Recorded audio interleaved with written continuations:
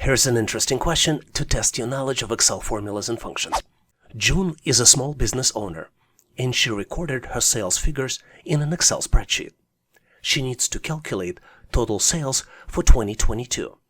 Which of the following formulas will calculate the total sales correctly? You're presented with the snapshot of data from Microsoft Excel, and you need to select one out of 4 possible choices. Choice A equals sum B3 through B6. Choice B equals add and then in parentheses B3 through B6. Choice C equals total and then in parentheses B3 through B6.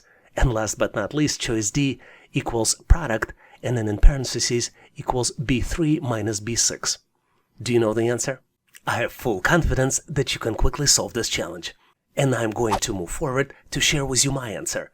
And obviously, if you have a better way to solve it, please make sure to share in comments. To solve this challenge, you need to understand the data and know Microsoft Excel formulas and functions. As you might have figured out, the correct answer here is choice A equals sum and then in parentheses range B3 through B6.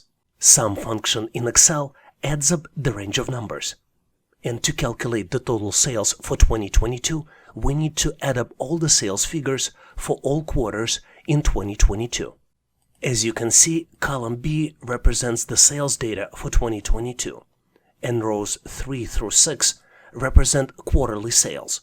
Now we know that the correct answer is choice A equals sum and then in parentheses cell B3 through B6.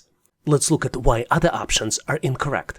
Option B, add values B3 through B6, is not a valid Excel formula.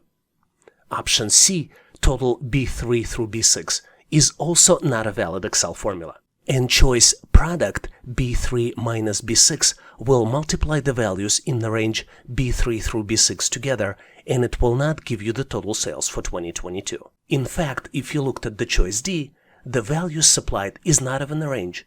It's the difference between the values of B3 and B6, because we're supplying only one argument, which is the result of mathematical operation B3 minus B6.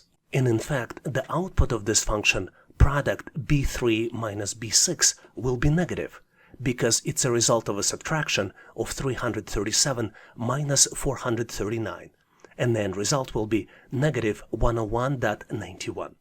Do you have any other thoughts or considerations about this question? Please make sure to share them in comments.